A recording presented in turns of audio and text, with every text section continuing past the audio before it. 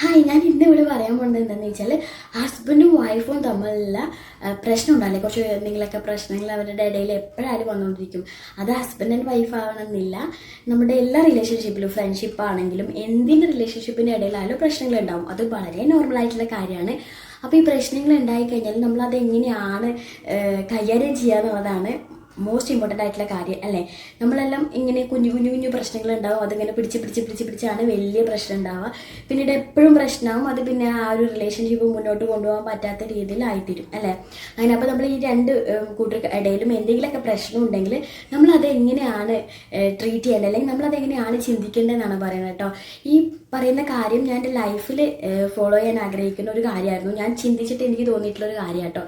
അപ്പം ഇനി ഇങ്ങനെയൊക്കെ സിറ്റുവേഷനിൽ ഇരിക്കുന്ന ഒത്തിരി പേരുണ്ടാവൂലേ, നമ്മളിപ്പം ഹസ്ബൻഡ് ആയാലും വൈഫാണെങ്കിലും അവരുടെ ഇടയിൽ എപ്പോഴായാലും ഓരോ പ്രശ്നങ്ങളുണ്ടാവും. ഇപ്പം ഫോർ എക്സാമ്പിൾ ഒരു ചെറിയ കാര്യം പറയും, ഇപ്പം ഹസ്ബൻഡ് വൈഫിനോട് രാവിലെ പറഞ്ഞിട്ട് പോകണം, മോളെ ഇങ്ങനെ ഒരു കാര്യമുണ്ട്, അത് ചെയ്ത് വെക്കണേ എന്തെങ്കിലുമൊക്കെ പറഞ്ഞിട്ട് പോകും. പക്ഷേ വൈഫ് അത് മറന്നുപോയി, വൈകുന്നേരം വന്ന് അതിൻ്റെ പേരിലൊരു പ്രോബ്ലം ഉണ്ടായി, സൗണ്ട് ഉണ്ടായി, അങ്ങോട്ട് ഇങ്ങോട്ട് വച്ചിട്ട് പിന്നെ ഒരു പക്ഷേ വൈഫ് അത് മറന്നു പോയതായിരിക്കാം. പക്ഷേ ഹസ്ബൻഡ് ഇങ്ങനെ പറയാം, എനിക്കിവിടെ എന്താ പണി എന്നൊക്കെ പറയുമ്പോൾ ഏറ്റവും കൂടുതൽ നമ്മൾ കേൾക്കാൻ ഇഷ്ടപ്പെടാത്തൊരു കാര്യമായിരിക്കും അല്ലേ. വീട്ടിലിരിക്കുന്ന അമ്മമാരാണെങ്കിലും ആരായാലും കേൾക്കാൻ ആഗ്രഹിക്കാത്തത് എനിക്ക് എന്താ ഇവിടെ പണി എന്നുള്ളത്. കാരണം അപ്പം അങ്ങനെയുള്ള കാര്യങ്ങളൊക്കെ അങ്ങോട്ടും ഇങ്ങോട്ടൊക്കെ ഓരോന്ന് പറയും. അത് കോമൺ ആയിട്ടുള്ള കാര്യം കേട്ടോ. നമ്മൾ ഒരാളുടെ ഭാഗത്ത് നിന്ന് എന്തെങ്കിലുമൊക്കെ നമുക്ക് കേൾക്കുമ്പം അടുത്ത ഭാഗത്ത് നിൽക്കുന്ന ആൾ റിയാക്ട് ചെയ്യും, അങ്ങോട്ടും ഇങ്ങോട്ടും റിയാക്ട് ചെയ്ത് അതൊരു പൊട്ടിത്തെറിയും ബഹളമൊക്കെ ആയി നമുക്ക് അത് കഴിഞ്ഞൊരു സൈലൻ്റ് ആയിരിക്കുന്ന ഒരു സമയം ഉണ്ടാവില്ല എല്ലാവർക്കും. അങ്ങനെ സൈലൻ്റ് ആയിരിക്കുന്ന സമയത്തായിരിക്കും നമ്മൾ എന്താ പറയണ്ടേ, ആ സമയത്ത് നമ്മൾ ചിന്തിക്കേണ്ട ഒരു കാര്യമാട്ടോ ഞാനിവിടെ പറയുന്നത്. ഇപ്പോൾ നോർമലി നമ്മളെല്ലാവരും അങ്ങനെ ഇരിക്കുമ്പം കരഞ്ഞോട് ഇരിക്കുമ്പോഴാണ് നമ്മൾ ചിന്തിക്കുന്ന കാര്യം തന്നെ, ഞാൻ അങ്ങനെ പറഞ്ഞില്ല, എന്നെ ഇങ്ങനെ പറഞ്ഞില്ല, ഞാൻ എന്തൊക്കെ ചെയ്തു കൊടുത്താണ്, ഞാൻ എന്തൊക്കെ ആക്കിയതാണ്, ഞാനിവിടെ എന്തൊക്കെ ചെയ്യുന്നു, എന്തൊക്കെ കഷ്ടപ്പെടുന്നുണ്ട്. അങ്ങനെ വൈഫ് ചിന്തിക്കാം. ഹസ്ബൻഡ് ആണെങ്കിലും ഞാൻ എത്ര ബുദ്ധിമുട്ടിയാണ് ജോലിക്ക് ചെയ്ത് വരണേ, ഇവിടെ പറഞ്ഞൊരു കാര്യം ചെയ്യാത്തതിൻ്റെ പേരിൽ ഇങ്ങനെയൊക്കെ അങ്ങനെ ചിന്തിക്കാം അല്ലേ. രണ്ട് ഭാഗത്തു നിന്നായാലും അവനോട് എൻ്റെ കാര്യം ഞാനിങ്ങനെ ആയിരുന്നില്ല, ഞാൻ അങ്ങനെ ആയിരുന്നില്ല, എന്നെ ഇങ്ങനെ പറഞ്ഞില്ലേ, ഇങ്ങനെ എന്നെ നമ്മുടെ ഭാഗം മാത്രമായിരിക്കും നമ്മൾ എപ്പോഴും ചിന്തിക്കുക അല്ലേ. അതുകൊണ്ട് തന്നെയാണ് പ്രശ്നം തീരാതെ പിന്നെയും അതൊരു പ്രശ്നങ്ങളായിട്ട് കൂടിക്കൊണ്ടേ ഇരിക്കുന്നത്. അപ്പോൾ ആ ഒരു സിറ്റുവേഷനിൽ നമ്മൾ ആ ഒരു സൈലൻ്റ് ആയിരിക്കുന്ന സമയത്ത് നമ്മൾ ചിന്തിക്കേണ്ട കാര്യം എന്ന് ചോദിച്ചു കഴിഞ്ഞാൽ, ഇപ്പം ഞാൻ നേരത്തെ പറഞ്ഞ ഉദാഹരണം തന്നെ വെച്ച് ഞാൻ പറയാം കേട്ടോ. അപ്പോൾ അങ്ങനെ ഒരു സിറ്റുവേഷനിൽ ഇരിക്കുകയാണെങ്കിൽ വൈഫ് വഴക്കെല്ലാം കഴിഞ്ഞതിന് ശേഷം വൈഫ് ചിന്തിക്കേണ്ടതെന്ന് വെച്ച് കഴിഞ്ഞാൽ, ശരിയാണ് ഏട്ടൻ ഇങ്ങനെ പറഞ്ഞിട്ടുണ്ടായിരുന്നു, ആ കാര്യത്തിന് ഞാൻ സോറി പറയണമായിരുന്നു. കാരണം സോറി പറയുകയും പിന്നെ എൻ്റെ സിറ്റുവേഷനും കൂടെ ഞാൻ സംസാരിക്കാമായിരുന്നു എന്നുള്ളത്. കാരണം എനിക്ക് രാവിലെ തന്നെ എല്ലാ പണികളുണ്ട്, അതുപോലെ കുഞ്ഞുങ്ങളുണ്ടെങ്കിൽ തീർച്ചയായിട്ടും ചെറിയ കുട്ടികളൊക്കെ ഉള്ള ആൾക്കാരാണെങ്കിൽ ഭയങ്കര സ്ട്രെസ്ഡ് ആയിട്ടുള്ള ലൈഫായിരിക്കും. അപ്പോൾ അതൊക്കെ ഞാൻ ചെയ്തു വരുമ്പോഴേക്കും മറന്നുപോയി. ഞാൻ എൻ്റെ ഒരു സാഹചര്യം എന്നോട് സംസാരിക്കായിരുന്നു. ഈ പറഞ്ഞ ഹസ്ബൻഡിൻ്റെ ഭാഗത്തുനിന്നും ചിന്തിക്കേണ്ടത് അവരോട് ചോദിക്കായിരുന്നു, എന്താണ് റീസൺ, ഞാൻ വെറുതെ ഇങ്ങനെ ഒന്ന് പൊട്ടിത്തെറിക്കേണ്ടായിരുന്നു, എന്താ റീസൺ. എന്നിട്ട് ഇപ്പം ഇത് കേൾക്കുന്നത് ഹസ്ബൻഡ് ആണെങ്കിൽ അല്ലെങ്കിൽ വൈഫാണെങ്കിൽ അവരെടുക്കേണ്ട കാര്യം അവരോട് പോയി സംസാരിക്കുക എന്നുള്ളതാണ്. ആ കാരണത്തെ പറ്റിയിട്ട് നമുക്ക് സോറി പറയാനുള്ള ഒരു റീസൺ ഉണ്ട്, അത് നമ്മൾ സോറി പറയുക, അതിനുശേഷം എന്തൊക്കെയാണ് റീസൺ, ഇതൊക്കെ കാരണം കൊണ്ടാണ് പറ്റാതെ പോയത് എന്നുള്ള കാര്യത്തിന് സംസാരിക്കുക. അല്ലാതെ പിന്നെയും അതിൻ്റെ പേരിൽ ഞാൻ ഇങ്ങനെ ആയിരുന്നു, ഞാൻ അങ്ങനെ ആയിരുന്നു, ഞാൻ ഇതൊക്കെ ചെയ്തിരുന്ന ആളല്ലേ, ഇപ്പം എൻ്റെ കാര്യങ്ങൾ മാത്രം പറഞ്ഞുകൊണ്ടിരിക്കുകയാണെങ്കിൽ ഈ കേൾക്കുന്ന ആൾക്ക് പിന്നെയും ദേഷ്യം കൂടുമെന്നല്ലാതെ മറക്കാൻ പറ്റില്ല. അപ്പോൾ നമ്മൾ ചിന്തിക്കേണ്ട ആ റീസൺ നമ്മളിപ്പോൾ ഒരു ഏത് കാര്യത്തിൻ്റെ മേലാണ് നമ്മൾ അടി കൂട്ടുന്നത്, ആ ഒരു റീസൺ എന്താണ്, അതിൻ്റെ ഭാഗത്ത് ആരുടെ ഭാഗത്താണ് തെറ്റ്, ആ വ്യക്തി ക്ഷമ പറയാനും പിന്നെ എന്തൊക്കെയാണ് റീസൺസ് അത് ചെയ്യാൻ പറ്റാതെ അല്ലെങ്കിൽ അത് നടത്താൻ പറ്റാത്തതിൻ്റെ റീസൺസ് എന്തൊക്കെയാണോ കാരണങ്ങളൊക്കെ പറയാം.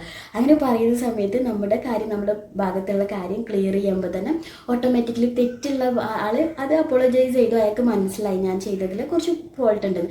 പക്ഷേ ഓപ്പോസിറ്റ് നിൽക്കുന്ന ആൾ പറഞ്ഞതിലും തെറ്റുണ്ടാവും. കാരണം ഇയാളെ മനസ്സിലാക്കേണ്ട ഒരു ബാധ്യതയും കൂടെ ഉണ്ടല്ലോ. ഞാൻ മനസ്സിലാക്കാതെ പോയി, ഞാൻ ഇനി മനസ്സിലാക്കണം എന്നുള്ള ഒരു ബോധം കൊണ്ടുവരാനും ആ വ്യക്തിക്കും സാധിക്കണം. അങ്ങനെ ആകുമ്പോൾ മാത്രമാണ് ഈ പ്രശ്നങ്ങൾ എന്ന് പറയുന്നത് പെരുകി പോവാതെ കുറഞ്ഞു വരത്തുള്ളൂ. അപ്പോൾ അത് ഒരാൾ തന്നെ മുൻകൂട്ടി ഇറങ്ങുമ്പോൾ തന്നെ ഓട്ടോമാറ്റിക്കലി ഇപ്പോൾ വൈഫ് ഇങ്ങനെ ഇത് കേട്ടിരിക്കുന്ന വൈഫാണെങ്കിൽ അപ്പോൾ ഹസ്ബൻഡിന് ചിന്തിക്കാൻ തോന്നുമോ, ഞാനിങ്ങനെ ചിന്തിക്കായിരുന്നില്ലേ എന്നുള്ളത്. അങ്ങനെ നമ്മുടെ പ്രോബ്ലംസിനെ നമ്മൾ കൂട്ടിക്കൊണ്ടുവരാതെ ഇതുപോലെ ഇരുന്ന് നമ്മുടെ പ്രോബ്ലം എന്താണെന്ന് ചിന്തിച്ചിട്ട് അതിനെ സോൾവ് ചെയ്യാൻ വേണ്ടി ശ്രമിക്കുക. അപ്പോൾ തന്നെ തീർച്ചയായിട്ടും നമ്മുടെ പ്രശ്നം തീരും കേട്ടോ. പക്ഷെ ഓൺ ദ സ്പോട്ടിൽ തന്നെ നമുക്ക് പറ്റണമെന്നില്ല, നമ്മൾ മനുഷ്യരാണ്. ഒരാൾ നമ്മളടുത്ത് ഷൗട്ട് ചെയ്യുന്ന സമയത്ത് നമ്മൾ റിയാക്ട് ചെയ്യും. അപ്പോൾ നമ്മൾ എങ്ങനെ വേണമെങ്കിൽ റിയാക്ട് ചെയ്യാം. ഇതിൻ്റെ ഒരു ഭാഗം എന്ന് പറയാൻ വേണ്ടി ഉണ്ടാകുന്ന ഒരു കാരണം എന്ന് വെച്ചാൽ, ഈ അടീൻ്റെ ഇടയിൽ മുമ്പൊക്കെ എന്തൊക്കെയോ നമുക്ക് ഹേർട്ടായിട്ടുള്ള ചില കാര്യങ്ങളുണ്ടാവും, അതെടുത്ത് പറയും കേട്ടോ. അത് ഈ ഓപ്പോസിറ്റ് ഇരിക്കുന്ന ആൾ കേൾക്കുമ്പോൾ ഇതെപ്പോൾ സംഭവിച്ചേ അങ്ങനെ പിന്നെ അതുമ്മലാവും കേട്ടോ അടി. ആ ചെറിയ ചെറിയ എന്തെങ്കിലുമൊക്കെ നമ്മൾ ഓട്ടോമാറ്റിക്കലി തമാശയ്ക്ക് പറഞ്ഞ കാര്യമായിരിക്കാം, അല്ലെങ്കിൽ എന്തെങ്കിലും പോകുന്ന വഴിയിലോ എന്തെങ്കിലുമൊക്കെ സംഭവിച്ച് ചെറിയ കാര്യമായിരിക്കും ഭയങ്കരമായിട്ട് ഹേർട്ട് ചെയ്തിട്ടുണ്ടാവും. അതൊക്കെ ചിലപ്പോൾ ഈ അടീൻ്റെ ഇടയിൽ പറയുമ്പം അതിനെ ഓർത്ത് വെച്ചിട്ട് അതിനെ ഒന്ന് ക്ലിയർ ചെയ്യാൻ വേണ്ടി പഠിക്കുക കേട്ടോ. കാരണം ആ ഒരു കാര്യത്തിന് അവരടുത്ത് സംസാരിക്കുക, എനിക്കിങ്ങനെ ഇങ്ങനെ അടി കൂടി ഇങ്ങനെ പറയുന്ന വഴക്കിടുന്നതിൻ്റെ ഇടയിൽ ഇങ്ങനെ പറഞ്ഞല്ലോ, അതെന്താ അങ്ങനെ, എനിക്ക് മനസ്സിലായിട്ടില്ല, ഞാൻ അങ്ങനെ ചെയ്തിട്ടുണ്ടോ, അതിനെ ഒന്ന് ക്ലിയർ ചെയ്യാൻ വേണ്ടി ശ്രമിക്കുക. അപ്പോൾ ആൾ ആ ഒരു റീസൺ ആ ഒരു സമയം പറയുമായിരിക്കും, അപ്പം ഞാൻ ഈ ഒരു രീതിയിലാണ് സംസാരിച്ചത്, ഞാൻ ഇങ്ങനെ ഹേർട്ട് ചെയ്യാൻ വേണ്ടി സംസാരിച്ചത്, എന്നിട്ട് അതും ഒന്ന് ക്ലിയർ ചെയ്യാനും അതും ആ ഒരു കാര്യത്തിന് വേണ്ടിയിട്ട് അപ്പോളജൈസ് ചെയ്യാൻ വേണ്ടിയിട്ട് ശ്രമിക്കുക. അപ്പോൾ നമ്മുടെ ഉള്ളിലുണ്ടാവുന്ന മനസ്സിൽ കിടന്നിരിക്കുന്ന സംഭവങ്ങളൊക്കെ മാറും കേട്ടോ.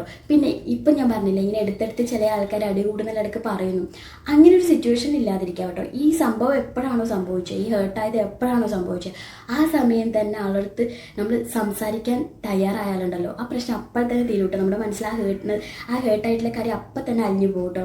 ഇപ്പം എൻ്റെ ഫാമിലി ലൈഫിൽ വെച്ച് തന്നെ പറയാം, ഇപ്പം എൻ്റെ ഹസ്ബൻഡ് അടുത്ത് എനിക്ക് ചെറിയ രീതിയിൽ പോലും ഹേർട്ടായിട്ടുണ്ടെങ്കിൽ ഞാൻ അപ്പം പറയും, എനിക്ക് വല്ലാതെ വിഷമമായി ഇങ്ങനെ പറഞ്ഞപ്പോൾ അപ്പം എൻ്റെ അടുത്ത് പറയും, മോളെ ഞാൻ ഇങ്ങനെയല്ല പറഞ്ഞത്, ഞാൻ പറഞ്ഞത് വേറൊരു രീതിയിലാണ്, എനിക്ക് ആ ഹേർട്ടായോ സോറി പറയും. കാരണം അപ്പം തന്നെ നമ്മളുടെ ഇടയിലുള്ള പ്രശ്നത്തിന് അപ്പം തന്നെ നമ്മൾ പറയും, അപ്പം തന്നെ ക്ലിയർ ചെയ്യും. അങ്ങനെ ചെയ്യുകയാണെങ്കിൽ വലിയ പ്രശ്നങ്ങളൊന്നും ഉണ്ടാവില്ല കേട്ടോ ലൈഫിൽ, ഭയങ്കര ഹാപ്പി ആയിട്ട് പോകും. പിന്നീട് അങ്ങോട്ട് നല്ല സ്നേഹം ഉണ്ടാവുക കേട്ടോ. ഈ ഒരു കാര്യം നമ്മൾ ക്ലിയർ ആയതിനു ശേഷം നല്ല സ്നേഹം ഉണ്ടാവുക. ഈ പറയുന്നത് പെട്ടെന്ന് പ്രശ്നങ്ങൾ ഉണ്ടാകുമ്പോൾ തീർക്കാനുള്ള കാര്യം കേട്ടോ. ചില ആൾക്കാരൊക്കെ പ്രശ്നങ്ങളിൽ മേലെ പ്രശ്നമായി ഒരു ഗ്ലാസ് വെള്ളം ചോദിച്ചാൽ തന്നെ പ്രശ്നം തുടങ്ങുന്ന പോലത്തെ രീതിയിൽ വലിയ പ്രശ്നങ്ങളിൽ ഏത് നേരം ഒന്ന് അങ്ങോട്ടും ഇങ്ങോട്ടും കണ്ടാൽ തന്നെ അടികൂടുന്ന രീതിയിലുള്ള പ്രശ്നങ്ങളിലേക്ക് എത്തിയിട്ടുണ്ടാകും. അത് ഇതുപോലെ കുഞ്ഞു പ്രശ്നങ്ങൾ എന്താ പറയേണ്ടത്, നമ്മൾ സോൾവ് ചെയ്യാതെ വളരെ വലിയ പ്രശ്നങ്ങളായിട്ട് വരുന്നതാട്ടോ. അപ്പോൾ കുഞ്ഞു പ്രശ്നങ്ങൾ സോൾവ് ചെയ്യുക, വലിയ പ്രശ്നങ്ങളുള്ള ആൾക്കാർ സോൾവ് ചെയ്യാൻ ചിലപ്പം തന്നെ ഇരുന്ന് സോൾവ് ചെയ്യാൻ പറ്റണമെന്നില്ല. അതിന് വേണ്ടിയിട്ട് പാരൻസിനെ ആയാലും ആരെങ്കിലുമൊക്കെ പറഞ്ഞ് ക്ലിയർ ചെയ്യാൻ വേണ്ടി കൂടെ പഠിക്കുക കേട്ടോ. കാരണം നമ്മുടെ റിലേഷൻഷിപ്പിൽ ഏറ്റവും ഇമ്പോർട്ടൻ്റ് ആയിട്ടുള്ള റിലേഷൻഷിപ്പാണ് ഹസ്ബൻഡ് ആൻഡ് വൈഫ്. ഈ പറഞ്ഞ പോലെ ഈ പ്രണയിക്കുന്നവരുടെ പ്രോബ്ലം ഉണ്ടെങ്കിൽ അത് വലുതാവുമ്പോൾ ചിലപ്പോൾ അവർക്ക് ബ്രേക്ക് ചെയ്ത് പോകാൻ പറ്റും. പക്ഷേ ഇതിൽ നമുക്ക് ഡിവോഴ്സ് എന്നൊക്കെ പറഞ്ഞ ബ്രേക്ക് ഉണ്ട്, പക്ഷേ അതൊരിക്കലും എന്താ പറയണ്ടേ, നമ്മുടെ ഒരിക്കലും സമാധാനം അല്ലെങ്കിൽ സന്തോഷം തരുന്ന ഒരു ബ്രേക്ക് ആയിരിക്കില്ല. കാരണം പാരൻസിനാണെങ്കിലും റിലേറ്റീവ്സിനാണെങ്കിലും എല്ലാവരും നമ്മുടെ സമൂഹത്തിനെ തന്നെ റിലേറ്റ് ചെയ്തിട്ടുള്ള ഒരു ബന്ധമാണ്. അപ്പോൾ ഈ ബന്ധത്തിന് നല്ല എന്താ പറയണ്ടേ, അത്രയും സ്നേഹത്തോടു കൂടിയും കെയറോടു കൂടി കൊണ്ടുപോകാൻ വേണ്ടിയിട്ട് എല്ലാവരും ശ്രമിക്കണം. തീർച്ചയായിട്ടും നല്ല ബ്യൂട്ടിഫുൾ ലൈഫ് കൊണ്ടുപോകാൻ വേണ്ടിയിട്ട് നമ്മളെ കൊണ്ടേ പറ്റുള്ളൂ കേട്ടോ. ഇപ്പം ഞാൻ തന്നെ ചിന്തിക്കണം, അല്ലാതെ എൻ്റെ ഹസ്ബൻഡ് അങ്ങനെ ചിന്തിക്കണമെന്ന് ഞാൻ വാശി പിടിക്കല്ലേ വേണ്ട. ഞാൻ ചിന്തിക്കുക, ഞാൻ ക്ലിയർ ചെയ്യുക, ഹസ്ബൻഡ് ചിന്തിക്കുക, ഹസ്ബൻഡ് ക്ലിയർ ചെയ്യുക. ഇനി ഒരാൾ മാത്രമാണെങ്കിൽ ഓട്ടോമാറ്റിക്കലി ഒരാൾ ചെയ്തുകൊണ്ടിരിക്കുമ്പോൾ മറ്റാളുടെ ഭാഗത്ത് നിന്ന് ആ മാറ്റങ്ങൾ ഉണ്ടായിക്കൊണ്ടേയിരിക്കും. അപ്പോൾ തീർച്ചയായിട്ടും ഈ ഒരു രീതിയിലൊക്കെ ചിന്തിച്ചിട്ട് കുടുംബത്തെ കൊണ്ടുപോകാൻ ശ്രമിക്കുകയാണെങ്കിൽ ഒരു ബ്യൂട്ടിഫുൾ ലൈഫ് നിങ്ങൾക്ക് വേണ്ടിയിട്ടുണ്ടാവും കേട്ടോ.